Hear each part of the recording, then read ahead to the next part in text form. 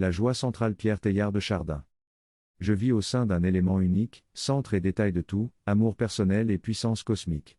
Pour l'atteindre et me fondre en lui, j'ai l'univers tout entier devant moi, avec ses nobles luttes, avec ses passionnantes recherches, avec ses myriades d'âmes à perfectionner et à guérir en plein labeur humain, je puis et je dois me jeter à perdre haleine. Plus j'en prendrai ma part. Plus je pèserai sur toute la surface du réel, plus aussi j'atteindrai Dieu et je me serrerai contre lui. Dieu, l'être éternel en soi, est partout, pourrait-on dire, en formation pour nous. Et Dieu, aussi, est le cœur de tout. Si bien que le vaste décor de l'univers peut sombrer, ou se dessécher, ou m'être enlevé par la mort, sans que diminue ma joie. Dissiper la poussière qui s'animait d'un halo d'énergie et de gloire, la réalité substantielle demeurerait intacte, où toute perfection est contenue et possédée incorruptiblement.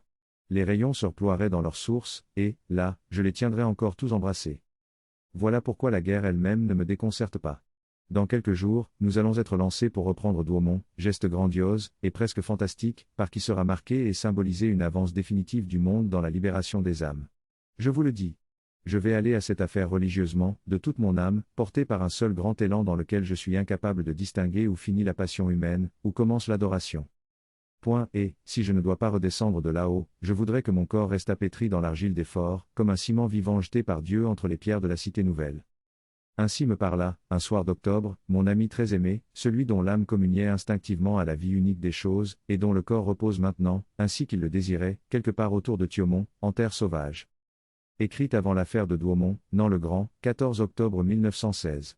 Teilhard de Chardin, Hymne à l'univers, Paris, édition du Seuil, 1961.